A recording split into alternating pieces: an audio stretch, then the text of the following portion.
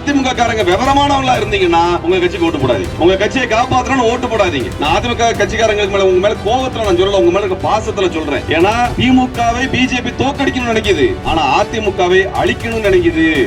அதிமுகவை அடிமையை கொண்டு வந்தீங்கன்னா என்ன ஆகும்? நாளைக்கு பிஜேபி கையில கொடுத்துட்டு போயிருவாங்க. அதுதான் பீகார்ல நடந்திருக்கு.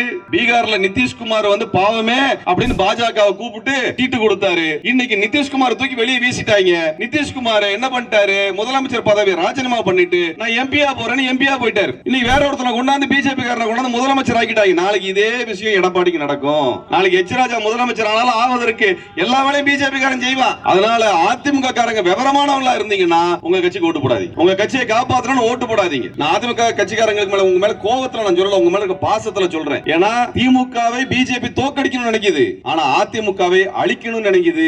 உங்க கட்சியை அழிக்கணும்னு நினைக்குது. நாளா உடைச்சா எல்லாத்தையும் ஒன்னா சேர்த்துறோம். நாளா உடைச்சு ஒன்னா சேர்த்து உட்கார வச்சிருக்கான். நெல்லிக்காய் மூட்டை மாதிரி ஒன்னா சேர்த்து உட்கார வச்சிருக்கான். நாளைக்கு இதை வச்சு மறுபடியும் ஊருக்குள்ளார பிரச்சனை பண்ணுவான், கட்சிக்குள்ள பிரச்சனை பண்ணுவான். நீ என்னதான் தேர்ந்தெடுத்து போட்டாலும் அந்த கட்சி ஒன்னா நிக்காது.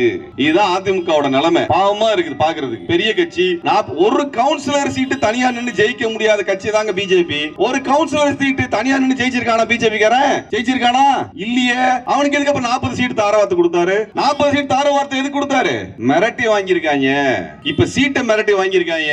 நாளைக்கு கட்சியவே மிரட்டி எழுதி வாங்க போறானுங்க. எடப்பாடியார் கொடுத்துட்டு போயிட போறாரு. வெல்க தமிழர், வெல்லட்டும் தமிழ், உயரட்டும் தமிழ்நாடு.